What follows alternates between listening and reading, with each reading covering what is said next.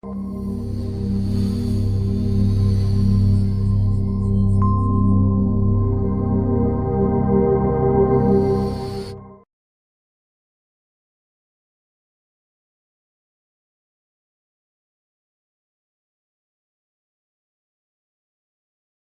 everyone. My name is Mete Atamel. I'm a developer advocate at Google, based in London office. So you seen today John Skeet. We are basically in the same office, but he's on the 3rd floor. I think I am on the 5th floor. That's the difference. This is my 2nd time in Russia. The first time I went to Novosibirsk for another .NET conference, which was great.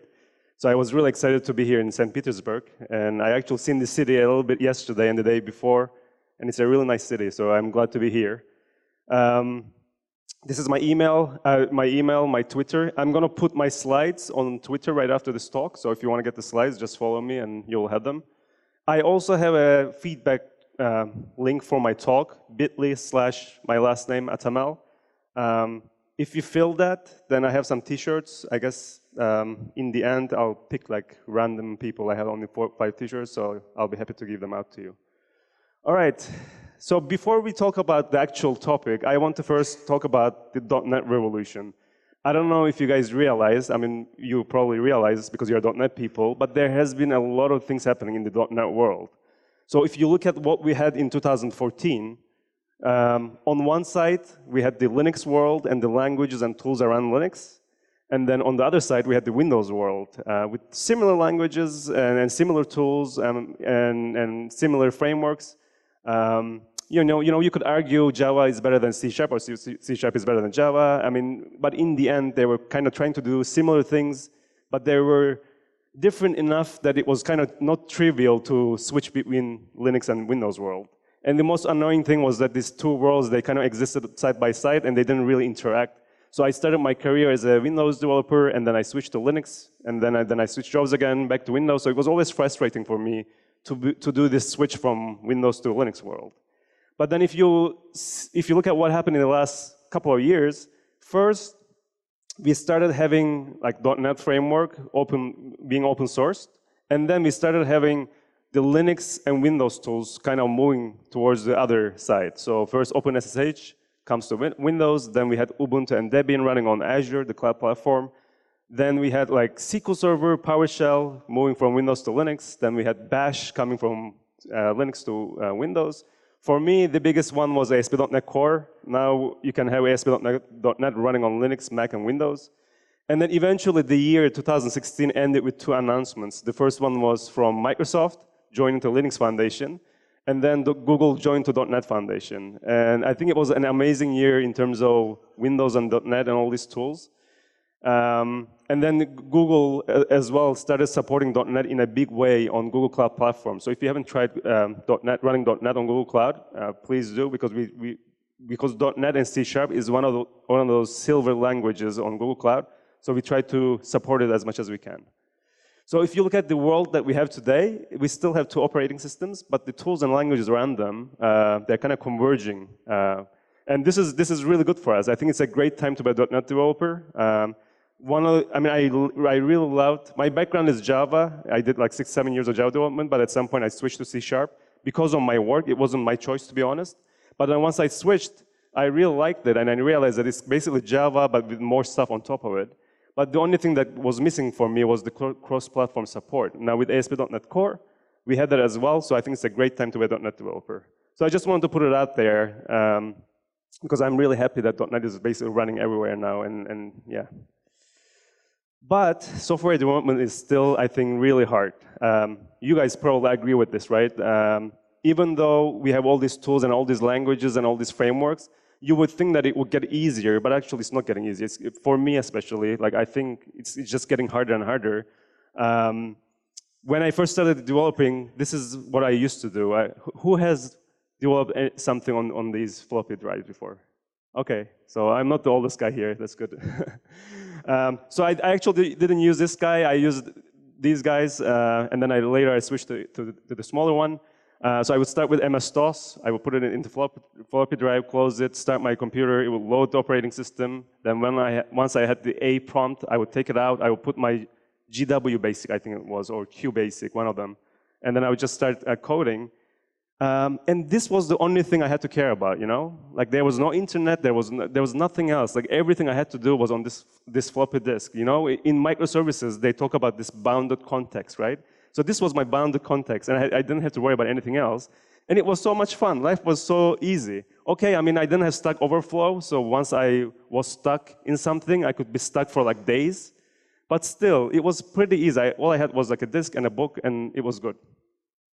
But a lot of things happened since then, right? Like the main thing was the internet, and then after the internet, we had all these things that, you know, came into being. So we had like microservices, virtual machines, object-oriented programming, machine learning, cloud computing, databases, monolith, blah, blah, blah, blah. It's just so hard to keep up, right? So what we do is we basically pick and choose what we like, and we try to specialize on something, but at the same time, we try to also learn enough about the landscape that we can actually speak the language. But it's not so easy anymore. So nowadays, let's say you have a problem that you want to solve, you write your code. So let's just say this is our code, right? So you write your code, it's not on a disk anymore, it's basically just code, so you need to deploy it somewhere. So you find a machine, deploy it, it's either your machine or it's some machine in the cloud somewhere. So it's not so bad. But then someone says, well, what if this machine goes down? What do you do? Then you say, okay, fine, I need to have multiple machines then. So you take the same code, put on 2 more machines, now you have resiliency, right? Redundancy, you have like multiple machines. But then how do clients know your machines? They're not gonna guess the IPs, so you probably need a load balancer. So you put a load balancer to load balance between those machines. Great, your load balancer has this virtual IP, so your clients go to load balancer and then they get to your machines. But what if one of these machines are not healthy? So how do you know they're healthy? So you need to create health endpoints. So you put health endpoints, and then you check certain things within your application to make sure that they're healthy. But who checks the endpoints, right? So you probably need something to check the health endpoints and report if something is healthy or not. And if one of the guys, if this guy goes down, you probably want health checker to create a new one and add it to the cluster as well. This is all great, but then this is all running in a single zone, and as you guys know, even in big clouds, sometimes the whole zone goes down. So you create the whole thing in a different zone, just in case, once in a while, if this zone is not available, you have some other zone where you can direct people, right? But then you have another issue. At this point, you have 2 zones, so you need to keep them in sync. So how do you keep them in sync? So you need something in the middle, maybe it's a queue or something, some kind of replication, that tries to replicate the state from here to there, or vice versa, or maybe it's like bidirectional replication. And that replication is not that trivial, but you need that because you have two different places for your application. That's good, but then at some point your application is going to be really successful, and then you need to scale up, right? So what do? You can either manually scale up, so you can add machines yourself, but that's not easy to do. So you probably need to do some kind of auto-scaling. So you have some kind of auto-scaler, or maybe you rely on the cloud provider's autoscaler, so that when there's load coming in, you add more machines, but then when the load goes away, you take machines away. All right, so at this point, we haven't even talked about different languages and different types of machines. So maybe you want to run different programs in different languages on different types of machines. So how do you manage those? We haven't even talked about deploying a new version of your application. So you have all these like machines now with some version of your application. What if you need to deploy a new one? What do you do? How do you do that in a reliable way? What if there's a bug in your new version of your application and you need to roll back to an earlier version? How do you do that? And then what about your configuration? So your app is not just about your code, it's also the configuration, the secrets, all that kind of stuff, right? So how do you manage those? How do you get those to those machines? Do you maintain them in every single machine, or do you maintain them centrally somewhere? And then scripts, you usually need some kind of startup scripts for your machine when it starts up, so how do you manage those? So there's all sorts of these problems as well that you need to think about. So at this point, I'm kind of feeling like this guy, because I just want to write some code to solve a real life problem, and all of this stuff is basically taking that time away from me, from writing and solving real problems. I mean, some people really like operations, and that's great, but I'm an application developer, and I like to work on my application. So all the stuff that I talked about is basically time taken away from you to work on your application. So in reality, this is what I want to care. This small piece is what I want to care. But then in reality, this is all I have to care. So all of this system now is my problem right now, right? So it's not that great. So what do we do? In the good old days, like 2 or 3 years ago, what I could do is I could just say, write my code, give it to QA, and say, test it. And because as a developer, I don't do tests. It's your job. And then once they test it, they find bugs, I fix those. And then once it's ready, I give it to operations people and say, just run this code. Because as a developer, I don't care about running code. It's your job, right? And life was so easy. Again, it's not my problem. I just write my code and just give it to you. You take care of it. I don't care, right? Well, things don't work that way anymore. We have DevOps, for better or worse. I think there are great things about DevOps. They give you the feedback loop that you need to make sure that you understand your users and make sure that you have that feedback loop constantly feeding in. But if it's not implemented correctly, then DevOps can actually burn out teams. And I was actually once part of a team where the whole team was burned out and everyone left to some other companies. So you want to make sure that you do it right. So what do we do? So I guess if I have to define software development and define how I want things to work, this is how I would want it to work. First, I want to write code in any language I want, because I don't want, some people that like C#, some people like Go, some people like Java. You shouldn't be constrained by any language, right? You should be able to write in any language you want and deploy it anywhere exactly the same way, right? So that's number one.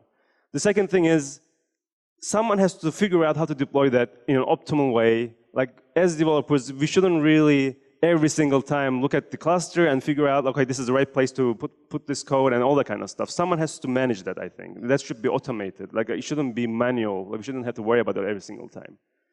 And the third thing is, all these things about machines and resources, they should be elastic. They should come and go as I need them. I shouldn't really have to, again, worry about machines, provisioning machines, and getting them up and running and stuff like that. So this is what I want. And if you look at what's happening in the last few years, we are kind of getting close to this ideal. I mean, we are not there yet, but if you look at this, write your code in any language and run it everywhere, this is basically what containers like Docker and Rocket, they're trying to do. They're basically trying to create an environment for your application to run so that it's consistent, so it runs the same way on your laptop as it does in the cloud. If you look at the deployment story, so your app is optimally deployed and managed, well, this is what container management platforms are all about. So Kubernetes, Docker Swarm, Mesos, all that kind of stuff, they're all trying to do this basically. They're trying to manage your containers in an optimum way in production. And the third thing is the resources being available when you need them. That's what the clouds are for, like Google Cloud, AWS, Azure. So basically, we have all the pieces for achieving what we want, but they're not so well integrated yet. But I think we're in the right track, basically, in realizing that. So today, we're going to talk about this part, and then a little bit of this part. And then I'm going to show it in Google Cloud, because that's what I know. But all the things about Kubernetes, they run, I mean, Kubernetes runs everywhere. It runs on AWS, on Azure, even on your laptop. So everything I talk about actually applies to everywhere. So it's not just Google Cloud. All right. So what I'm going to do right now is I'm going to build a really simple ASP.NET Core application. And we're going to use this application later to containerize it and then to deploy it to Kubernetes. But first, let's just build this app and get it running before we can actually containerize it. So what I'm going to do is I'm going to use Google Cloud Shell. It's like a Linux shell running in the cloud, and it makes it really easy to build applications. So let me just show you how that works. So here I am in Google Cloud Platform. This is the main page for it, and then at the top, if you click on Cloud Shell, you get a Linux box basically running somewhere in the cloud, but you don't care. You access it from the browser, and you have a home page where you can actually save your project. So what I'm going to do is I'm just going to, first I'm just going to look at type .NET. This is the .NET Core command line tool. It's already installed in Cloud Shell, so I don't have to install it myself. And I'm just going to create a folder for my application, and then we're going to create a, oops. Yeah, all right. The internet is a little bit. So I'm just going to create a, I also have these videos offline, so we should be able to use those as a backup. So I'm creating a folder. I'll call it Hello World ASP.NET Core. And then once in there, I'm just going to use the .NET command line tool to create a new web application. So .NET New Web. Maybe I'll switch to offline. Well, okay, let's let it go. In the next one, I'll switch to the offline video. So I have already the files created for me. What I'm going to do is I'm going to make sure that the app binds to port 8080. So I need to change the program.js so that I can bind to port 8080. All right. It's trying to test me. So I'm in program.js, and here we're going to add a line that will say use. All right, come on. Use URLs, and then we'll bind to port 8080. Okay, I'm going to get out of here. Sorry.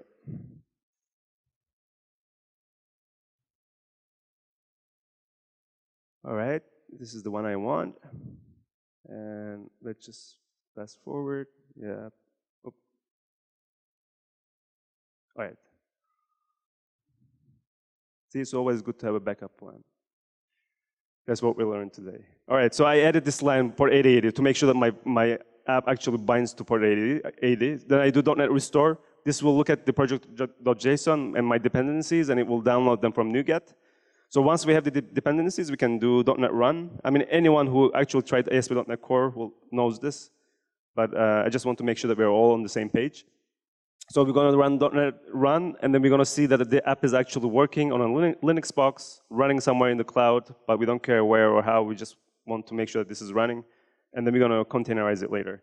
So I do .NET Run. This will compile and run.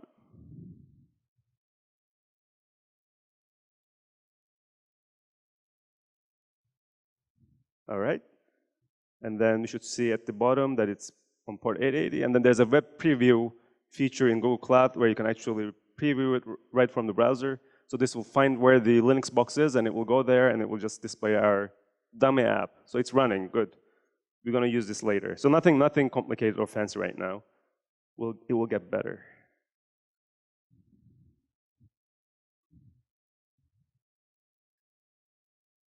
All right. Now let's talk about containers. First of all, when I think of something, I always ask the question, like, why containers? So let's just try to answer that first. If you look at how we used to deploy applications, this is how we used to do it. Like, we had a physical machine, and on top of that, we had the operating system kernel. Then we had some common set of libraries on top of the operating system. And then we put our apps on top of those, right? The good thing about here is that we have a single machine with single operating system, with single set of libraries. But the bad thing is that there's no isolation whatsoever. So if you change something in the kernel, or if you change something in the libraries, it could potentially break one or all of these applications. So there's no isolation. Then came along virtual machines. So the idea in virtual machines is you have a single physical machine, but then you have multiple operating systems running on that physical machine. In here, the operating system and the libraries and the app is basically virtualized. So this way, all the apps are totally isolated from each other. But the bad thing here is that instead of maintaining one single operating system, now you need to worry about multiple operating systems, and it's not so easy, right? Like, and it's heavyweight, so you need to deal with like multiple operating systems. Then containers came along, and it kind of combined the best of both worlds. So in containers, you have a single operating system, and what you're virtualizing is basically the app's dependencies, so the libraries of the apps, and the app itself is virtualized within a container. So this way, you don't have multiple operating systems, you only have one operating system, but your apps are isolated from each other. So even though they are running on the same operating system, they are not stepping on each other. So that's why containers are great, because they're really lightweight and they give you the best of both worlds. Now, in terms of what is a container, it's a lightweight way of virtualizing applications, at least that's my definition. They're sealed and isolated, so a container on an operating system is not going to interfere with another container running on the same operating system. They are very easy to deploy, like within seconds. Easy to introspect, so you can actually get into the container and look at it. You can SSH into it. And for me, the most important part is composable. So you can actually start with a base image, so that's your dependency, and you can build on top of it. So let's say, so you can actually layer your dependencies on top of them. And this really helps because someone who needs your application, they can actually get it as an image, and they can build their layer on top of it. So it really helps. Docker is the one that you guys probably heard and used, but there are other container platforms like Rocket, for example, from CoreOS that you can use as well.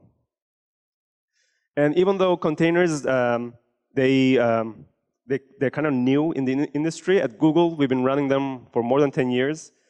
Everything in Google actually runs in containers. So the search, Gmail, even the virtual machines within Google Cloud Platform, they run in containers because we like the security model of containers. Our whole infrastructure is basically optimized for containers. So that's what we do. And we launch more than like 2 billion containers per week. So you can see the scale. All right, so now what we're going to do is we're going to take our simple service and we're going to containerize it using Docker and see how that looks like. So I'm not going to do it here. I'll just get the video here. So let me just pause for a second. So here I am, like this is my app. We've seen it before. First, I need to put all my dependencies into a single DLL. So to do that, I do .NET publish -c release. So this will look at all my dependencies and get all my files into a single DLL. And then Docker will basically call this DLL. So we are just basically putting everything into a single file so that Docker can call it. So this will take a couple of seconds. And then next, we're going to create what's called a Docker file. A Docker file is kind of like a blueprint for an image. So Docker uses that to build an image. And once you have the image, you can run it in a container. So that's what we're going to do. We're going to create a Docker file. From there, we're going to create an image. And from the image, we're going to actually run the container. All right, so this gets us the DLL. So let's just create the Docker file now. Yep. So I already have the Docker file, so I'm just going to copy it to the published directory. And then we're going to take a look at the Docker file itself and explain you what that looks like. So I just copied the Docker file, and then once I show you, yeah, I'm just copying now. Once we do that, I want to show you how the Docker file looks like, because it's really important. So let's just pause here for a second. Yep. So here, the first line says, from Microsoft.NET 101 runtime. So this is the base image that I'm depending on. So I'm basically depending on an image provided by Microsoft, and it's called .NET runtime, and it's 101. And it's on Docker Hub. So this Docker Hub is like the main place for Docker images. So I'm basically depending on that. So I'm going to pull that image, and I'm going to build my image on top of that. The second line says copy dot, meaning this directory, to app directory. So this copies everything, all the DLLs basically that I need to the app directory in the container. The third one is a working directory. So the app directory in the container is going to be the main directory that the container uses. Now these are basically the environment that I'm setting up. So I'm exposing port 8080, and I'm also exposing ASP.NET Core URL. So this basically makes sure that my application, ASP.NET Core application, starts on port 8080. And then finally, the last one is what happens when the container starts. It will call .NET, and then it will just call my DLL. So basically, what I'm doing here is I'm defining my dependencies. I am setting up my environment, and I am defining how it runs. So with one file, basically, I'm doing all of that work. So now let's continue. So what we're going to do is we're going to build an image using this Docker file. And once we have the image, we're going to run it, make sure that it works. And then we're going to push that image to Google Container Repository, because we're going to use this image later from Kubernetes. So I'm just going to put it on Google Cloud so that I can use it later. So the first thing I'm going to do is Docker build. Docker is already installed in Cloud Shell, so you don't have to install it yourself. And I'm tagging it. So it's a good practice to tag your images. And I'm tagging it in the syntax that's needed, basically. It's like a best practice to tag it this way. This is the repository, Google Container Repository. And this is my project name, and this is my container name, and this is the version name. So now what it's doing is it's looking at the Docker file, and it's pulling the base image that I depend on. So I depend on this Microsoft image, right? But I don't have it, so I need to download it first. So we are getting that from Docker Hub. Once we have that, then we can actually go through the other steps that's in the Docker file. So we're going to basically copy our DLLs, and we're going to set up our environment and get our image ready, basically. That's what we're going to do. All right, so then this is step 2. We are copying our DLLs to the app directory. Step 3, 4, 5. Everything is like built. Now we have our image. So if you do Docker images, we should see our image on our machine. So Docker images. You're going to see 2 images. This one is my image that I built, and this is my dependency image, the image that I depend on. They're both here. Great. And then I can actually run this. I can just say Docker run and just pass in the image ID, but first I'm going to do -t, which means run in the background, so don't hold the console. -p means port, so map port 8080 in the container to port 8080 on my machine. And then this is the name of my image. So I'm just basically running my image now locally, and this tells me that the image is running, and this is the hash code. And then if I do docker ps, I can see that my image is running. And if I do preview on port 8080, again, I will see the same app, nothing fancy. But the difference is, right now, is that it's running within Docker, so it's running within a container. And what this gives you is that basically I can take this and run it anywhere Docker is, exactly the same way. So that's what it gives you. So I can stop the container, Docker stop, give my image ID. And then finally, I want this image to be available to Google Cloud, right? So I'm just going to push it to Google Cloud. So I'll use something called gcloud. This is like a command line tool to push things to Google Cloud. And I'm going to say gcloud docker push and point to my image. So this will take the image from my machine and put it on Google container repository that I'm going to use later. Let me just show you the beginning of this, and then we're going to go. So this is basically pushing my image to Google Cloud now. It takes a couple of minutes, but I'm just going to not wait for this because we don't have time. But at the end of this, you're going to have your image in Google Cloud. All right. So we're 25 minutes in. Good. Cool. So containers, as I mentioned, they give you a consistent environment. You create an image, then you can run that image basically anywhere, right? But it still doesn't answer all the questions. So for example, if you want your app to be redundant, who does that? You. If you want your app to be resilient, so you want to have health points and someone watching your app, who does that? You. Who scales your app? Who scales up? Who scales down? Again, you, right? Who and how like a new version of your app gets deployed. So how do you deploy a new version? Again, like you have to answer all these questions. So if you have to rolling back, again, it's your problem, right? So even though containers help a little bit, they don't really help that much. You still have to worry about these. And that's when Kubernetes comes in. So basically, the whole point of Kubernetes is to answer these kind of questions. So the word itself means helmsman or governor. Everyone says it's Kubernetes, but actually it's a Greek word, and I'm from Cyprus originally. So the right way of saying that is Kubernetes, but no one says it that way. But just know that everyone says it wrong, okay? It basically manages, like it's built to manage container clusters. It's 100% open source, written in Go, supported by Google, Red Hat, and many other companies. The good thing about Kubernetes is that it comes from something called Borg. So as I mentioned, Google has been running containers for a long time. So we have this internal container management platform called Borg. So people who actually worked on Borg for 10, 12 years, they learned from it and they created Kubernetes. So even though it's open source, it's very mature because people actually like took the best bits of Borg and put it into Kubernetes and open sourced it. And the other great thing about Kubernetes is that it supports multiple cloud providers. So you can run it on AWS, Azure, Google Cloud, and many other places. And you usually run it with Docker, but you don't have to. You can also run it with Rocket as well. So it's very container platform agnostic. So you can run it with whatever you want. At the high level, this is how it looks like. So there's a master, and then there are nodes where you actually schedule containers. And as a user, you talk to the master either through an API, CLI, or UI. Actually, as a user, you don't even care about the fact that there's a master. You just use the API, and API talks to the master, but you don't really care about that. And setting up a Kubernetes cluster, it's 2 steps. Number one, you actually need to set up your cluster with your master and everything. So these are the steps that you need to go through to set it up yourself, say in your own data center, for example. So it's not trivial, and it's documented, and you can go through it yourself. But most cloud providers, they provide things like container engine. So Google has a Google container engine. I think Azure has some kind of container engine as well. So they try to basically abstract away all these steps from you so that you can just use their container engine where they give you Kubernetes already hosted. So it's very easy to use. So once you have your, or let me just explain how it looks like on Google Cloud. So what you do in Google Cloud is that you first build your application, and then you build a Docker file, and then you create an image. You push that image to a registry. In this case, you're going to use Google Container Registry because that's Google Cloud's registry.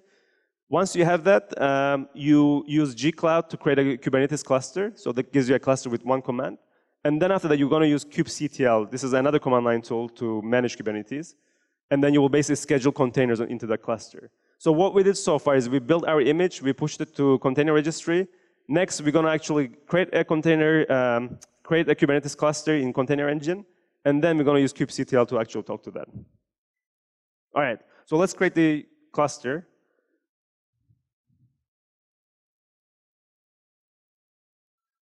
So here I am in Cloud Shell again. So our image is pushed.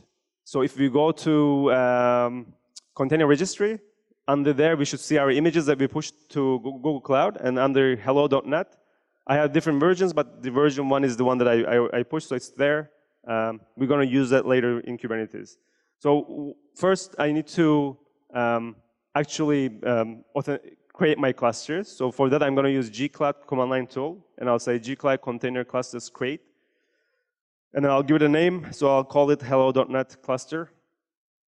And then you can specify how many nodes do you want. So how many machines do you need to schedule containers? In this case, it's a demo, so I'm just using 1, but usually you're going to have like 5, 6 different machines, depending on how big you want your cluster. Then you can specify how big those machines should be. So I'm using a standard machine, but there's all these different kinds of machines that you can use.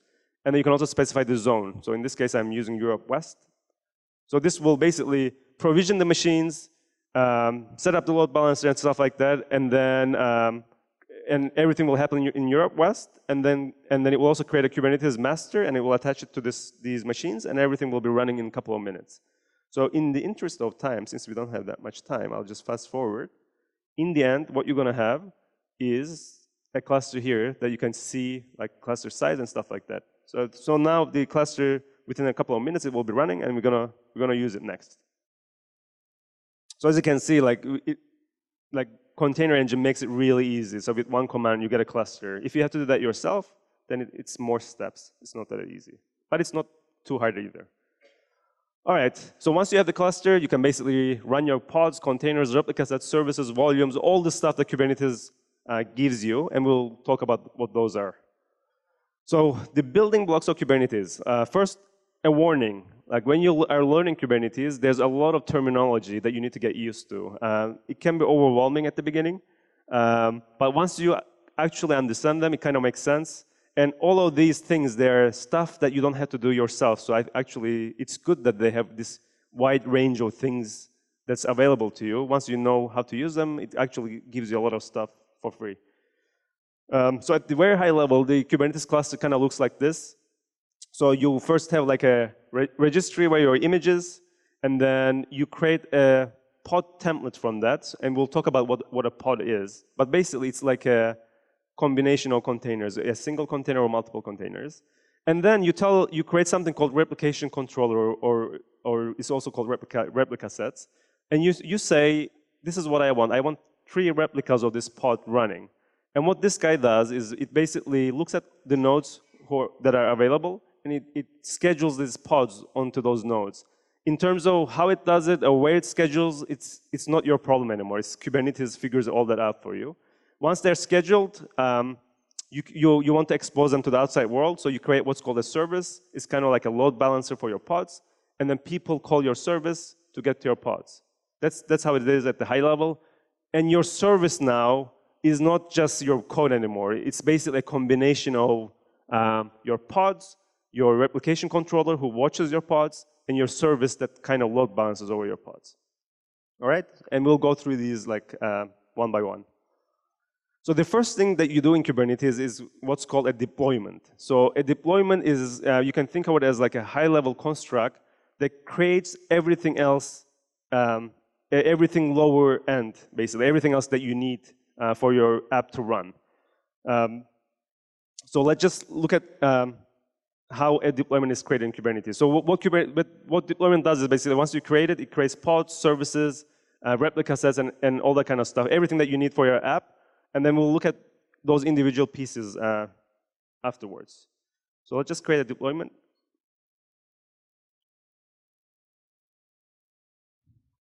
So our cluster is running. And what we're going to do is first we need to authenticate our Cloud Shell with Kubernetes cluster. So we need to run a command that Google Cloud gives you, basically. So this basically authenticates your shell so that you can run kubectl commands against Kubernetes cluster. So I'm now authenticated, and what I'm going to do is I'm going to say kubectl run, and then give our deployment a name, so hello.net. and then point to my image. So this image, remember we pushed it earlier to Google Cloud, right?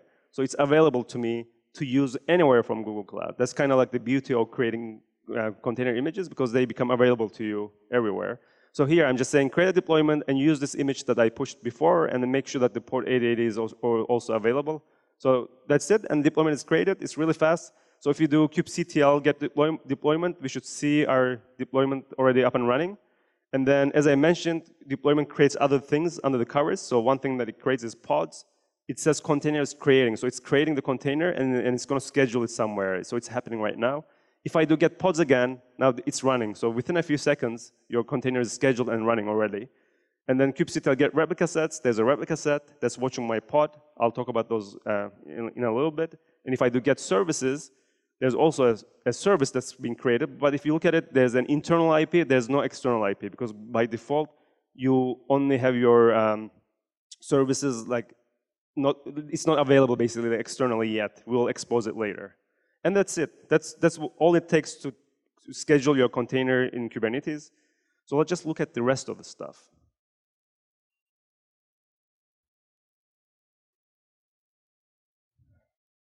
All right, so we covered deployment, and the rest is going to go faster, so it's not that long, don't worry. So pods and volumes. So a pod is very fundamental in Kubernetes. Normally, you want to schedule a single container, right? But sometimes you need multiple containers working together, or you want multiple containers having some kind of storage. So what pods give you is basically a way of grouping things that you want them to live together and to die together. For example, in this case, I have a container called file puller that pulls some files from somewhere, and it saves those files to a volume. And then I have another container called web server that exposes those files to some consumers. These are very related containers. I want them to live together. So what I do is I put all of them and the storage for them into a single pod and give it to Kubernetes, and Kubernetes will schedule them all together. So it's a way of grouping our containers. And then volumes, as I mentioned, they're kind of like the pod scope storage, and there's many types of volume plugins. So you can pretty much attach whatever you want to the pod, and it lives with the pod. When the pod goes away, the actual volume goes away as well. All right, so we have deployments, pods, and volumes. So once you have pods, you can actually label them, and you can select them. And this is really useful in Kubernetes. So for example, and the labels are basically just key and value pairs that you can attach to pods. So for example, in this case, we have a label called app that has the value my app. And then we have another label called phase that's like prod or test. And we have another one called role that is like front end and back end, right? So let's say we have these pods running and we attach these labels. Then you can use selectors to actually select these pods in many different ways. So if you want to get all the pods of your application, you can say app equals my app, and it will give you all the pods. If you want to get the front-end roles, you can do this. If you want to get the back-end one, you can do this. If you want to get the prod pods or the test pods, you can get that. So this gives you a way to group them, and this is how you actually define things in Kubernetes. When you create a service, for example, you use selectors to define which pods you want. All right, so we got deployment pods, volumes, labels, selectors, great. But let's talk about resilience and redundancy, and that's where I think Kubernetes really shines. So there's something called replica sets. They're also known as replication controllers in earlier versions of Kubernetes. This is my favorite thing in Kubernetes, because what I do is I create a replica set, or actually deployment creates me a replica set, but I tell it what I want. In this case, this is a selector. So this is the pods that this replica set is in charge of. And this is the template. So this is the template of the pod that it will use to create pods. And replicas means I want to make sure that there are 4 pods running all the time, right? That's what I tell to replica set. And the job of replica set is to make sure that actually happens all the time. So it asks something called API server in Kubernetes, how many pods do I have all the time? If the answer is 3, it will create a new pod using the template, and it will schedule it somewhere on one of the nodes where it makes sense. And then when we have 4 pods, then it can relax. But at any point, if one of the pods goes down, or if the node goes down, then replica set will make sure that another pod gets created and scheduled. So a replica set is kind of like a big brother watching your pod all the time and making sure that many pods are always scheduled and available. So in this case, for example, you can do more complicated things. You can say, I want 3 pods for my app, but the pods can be blue or gray. So in this case, we have 2 pods with color blue, but the other one is color gray, and all of them have an app equals demo. So you can do very complicated groupings with replica sets. All right, so let me just show you how they work. So here I am in kubectl get pod. So this pod is running. What I'm going to do is I'm going to try to, so this pod, let me just pause for a second. This pod is basically now being watched by replica set, right? So what I'm going to do is I'm going to try to delete this pod and see if my replica set is actually going to create a new one, because that's what I want to test out here. So what I'm doing here is kubectl delete and then pass in my pod ID. So this will get rid of the pod, and at this point, replica set is going to like go crazy and say, oh, it's deleted, I need to create a new one. And we'll go and find a new one, and it's already creating a new one with a new ID. So it happens like really fast. So it's like seconds, like within a couple of seconds, basically, you will get a new pod running like with replica sets, and it's watching for you. And I don't have to worry about my code anymore because someone is watching them for me, which is great. So I don't have to be called in the middle of the night anymore. All right. And how does replica set how does it know that your application is actually healthy? And the thing about the health philosophy in Kubernetes is that it's your responsibility basically to tell Kubernetes whether your application is healthy or not. Because only you know what you should check, and only you know what it means for your application to be healthy. So what you do is there's something called liveness probe. You create an endpoint on a path you want and on a port you want, and then you configure it with some timeouts and initial delays and stuff like that. And Kubernetes will call this endpoint and make sure that your app is healthy. So if you return OK, it will assume that your pod is healthy.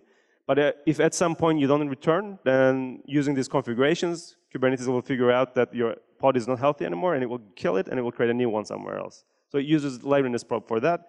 Sometimes your app is healthy, but it's not ready, right? Like say your app is running, but it needs to get some data from some database before it can serve traffic. So for that, there's something else called readiness probe. It's the same way you create a path and a port with some configuration, and Kubernetes will wait until it's ready before it can serve traffic to it. But it won't kill it or anything like that because it knows that it's not ready yet, but it's healthy.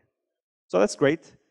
So we got replica sets, we have readiness probes watching our stuff. That's good. So now we are actually ready to expose our port to the outside world. So to do that, we use something called services. So services, they're kind of like load balancers for pods. So when you create a service, you use, again, a selector to define which pods it's serving to. So in this case, I'm using this type equals FE as my selector, and then all the pods that have the type equals FE will be load balanced by the server, by the service. And the service will have a virtual IP, and the client will talk to the service directly, and then this guy will just round robin to different pods. And actually, all these things are pluggable, so if you don't like the way services like serving your traffic, you can actually plug in what you want, and it will still work as well. So let's just do that with our little service.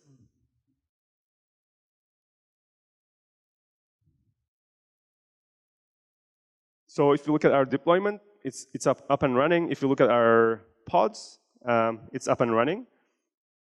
And to expose it to the outside world, I'll just say kubectl expose deployment, and then give my deployment name, and then type equals load balancer. So there are different kinds of services, but the one that I want is basically a load balancer so that I can expose it to the outside world. So what this does is it basically creates a load balancer in Google Cloud, and it attaches that to Kubernetes cluster. And when it's ready, we'll have an external IP here for the service. And then people can call that external IP and get to our pods. So that's what it takes basically to expose your service. So if you do get service again, this external IP is going to be in pending state for a little bit because it takes a little bit of time to create load balancer. So let me just, again, fast forward in the interest of time. Oh, sorry. So at this point, if you do get service, you can see that there's an external IP. So our load balancer is created and then attached. And then if you go to that IP, we'll see the same simple application running in Google Cloud, managed by Kubernetes, watched by replica set within Docker container, right? So again, from an outsider, this doesn't look any different. But then if you know what's happening under the covers, it's actually huge because my app is being watched now by Kubernetes. So if anything goes wrong, I know that someone is watching it. All right.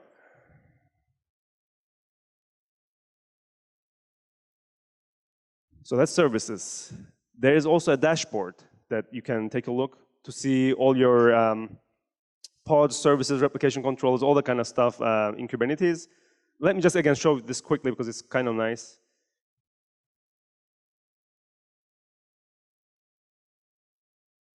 So to use it, you just run a kubectl command, and then with this, you get a dashboard. So it's already built into Kubernetes. And if you just go to the main UI page, you should see the dashboard that's going to display all the different things about Kubernetes, like deployments, replica sets. We haven't talked about daemon sets and stateful sets, pods and everything. It's mostly read-only, so you can actually just look at it, but then the community, they keep adding more management features into it, so you can actually create things here as well nowadays. So that's how it looks like. We won't go through it that much, but just know that there's like a dashboard that comes by default with Kubernetes.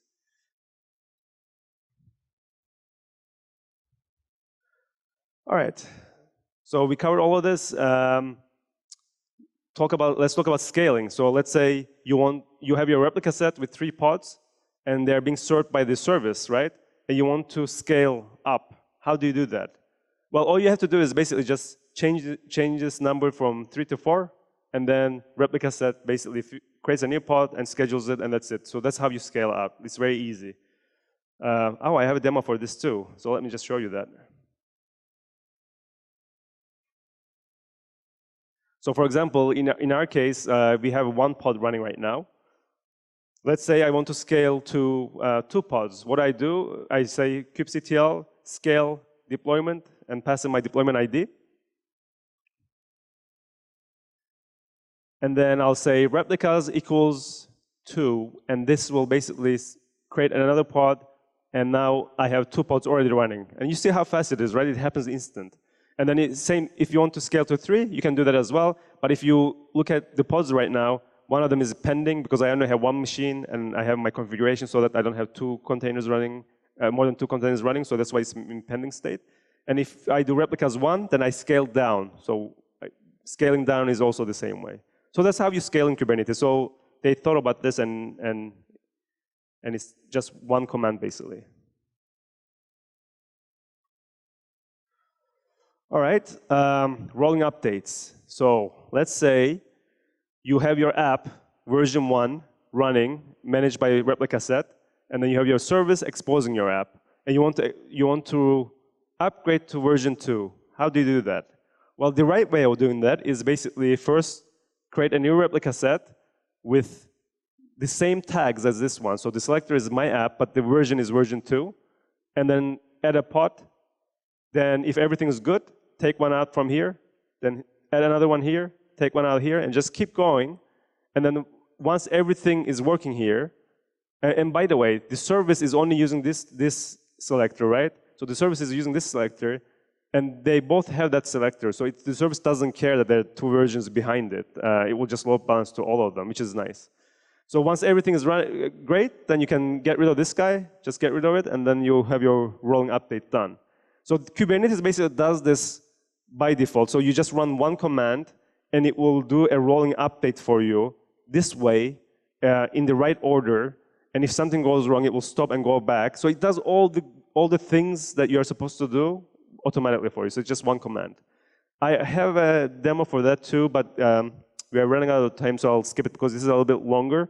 But I can show you. I'm going to be around after this talk, so if you're interested, I can show you that as well. But basically, rolling updates in Kubernetes is done the right way with just 1 command. You just need to change it one place, and then it does it for you. All right, and then you can do canary deployments. So let's say you have a replica set with these pods, and then you have a service serving them, and you want to introduce a new version and make sure that it's actually working before you can do rolling update. So what you do is you create a new replica set with version 2, and get a pod. And the service, as I mentioned, it's using just 1 selector to load balance, so it will load balance to that one, and you let things run. If everything is working great, then you can do a rolling update, and it will update everything to version 2. So canary deployments become really easy because you have these selectors that do the right thing. And then there's also auto-scaling. Let's say you have 4 pods, and you can install something called Heapster that's kind of like collects, yeah, that funny name. Collects like metrics or what you want. So in this case, it's collecting CPU, and then you can specify in replica set that if CPU goes more than 50%, auto scale. So it will basically auto scale. So it will basically every time a CPU target goes over 50%, it will create a new pod and schedule it on a node and make sure that the target is below 50%. So it does that automatically. And also in Google Cloud. So this is pod auto-scaling. So this is when you create new pods. But at some point, you also want to create more nodes, right? The actual machines that the pods are running. So in Google Cloud, you can also set auto-scaling for the nodes as well. So you have like 2 levels of auto-scaling. So you have your pods being auto-scaled, and then you have your nodes being auto-scaled. So everything just auto-scales up and down, and you don't have to worry about it. So it's not your problem anymore. All right, and there's more. We don't have that much time, so I'm just going to go quickly what these are, so you have an idea what they are. So let's say you want to run some container on every single node. You want to make sure that it runs on every single node. Because pods in Kubernetes, they can run anywhere. Like you can't really specify where they run. It's not it's replica set who decides that. But let's say you have some kind of monitoring container that you want to make sure that it runs on every single node. For that, you create what's called a daemon set, and then you specify that this container should be part of a daemon set. And these containers will basically run on every single node. So that's for that. So jobs, so let's say the pods, they run forever, right? They don't stop. But then in some cases, let's say you're doing some kind of batch processing and you have some job coming in, and you want your pods to run, but then when the job is gone, then you want your pods to go away. You don't want them to hang around, because why pay for it when they don't do anything, right? So for that, you create what's called jobs, and this way they basically do their job, and once they're done, they go away. Stateful sets. So pods are stateless. There's no state in pods. But then some things like MySQL or Zookeeper, they have some kind of state. And then you have things like masters and slaves where they have to start in certain order. So how do you do that with pods? Well, you don't do that with pods. You do them with what's called stateful sets. So the idea with stateful sets is basically it gives you a way to define the order of your pods. It gives you a way to make sure that your pods connect to the same volume all the time and things like that. So any kind of state that you want to kind of maintain within your cluster, you can do them with stateful sets. Config maps. These are useful. So you have your configuration or your app, right? And most people don't think of these as part of your code, but actually they're a really important part of your application. In Kubernetes world, you create them in a central place called config map. And then when your pod starts, the config map gets attached to your pod as a volume. So every pod has access to your config map, and your config map is centrally managed, basically. And then there are certain things where you don't want to put in a key value map. You want them to be secret. For that, there's something called secrets. It's the same idea as config maps, except they're for like passwords and stuff like that. And they also get defined centrally, and they get attached centrally, right? All right, so we covered it all, and there's more. I won't cover them here, but I just want to let you know that this is a Kubernetes site. We just scratched the surface. This is like the basics that Kubernetes provides. And then on top of that, there's stuff that Container Engine tries to make it really easy. So if you're interested, feel free to visit those pages. As I mentioned, I'm going to put the slides on my Twitter. And if you have any questions, even after today, on Kubernetes or Google Cloud, feel free to email me. I'd like to hear from you, and I will be happy to answer your questions. And if you have any good or bad or any kind of feedback about my talk, please let me know. Yeah, and that's all I have. Thanks very much.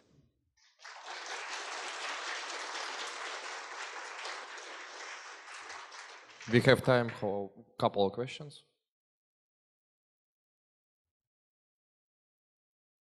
Hello. Hey. We recently started to use Kubernetes for our Dockerized .NET Core applications, but we're also trying to use OpenShift on top of it. What is your opinion about OpenShift in comparison to pure Kubernetes? It's the first question. And the second question, what do you think about you, in real life? We have to deal with all different network stuff, firewalls, and so on.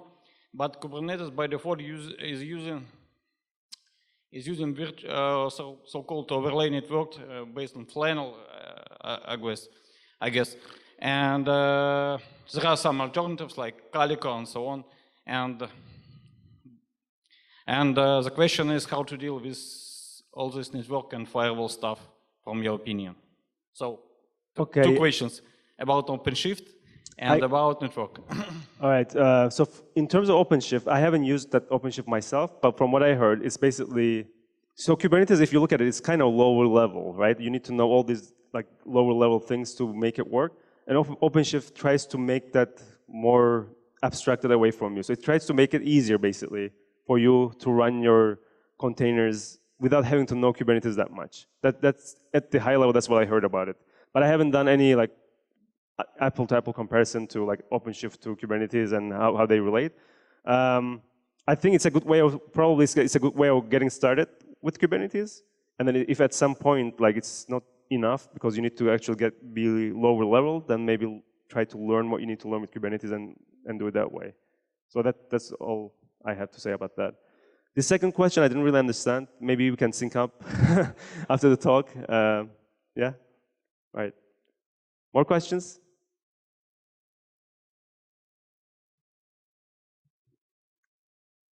Hello, thank you for your talk.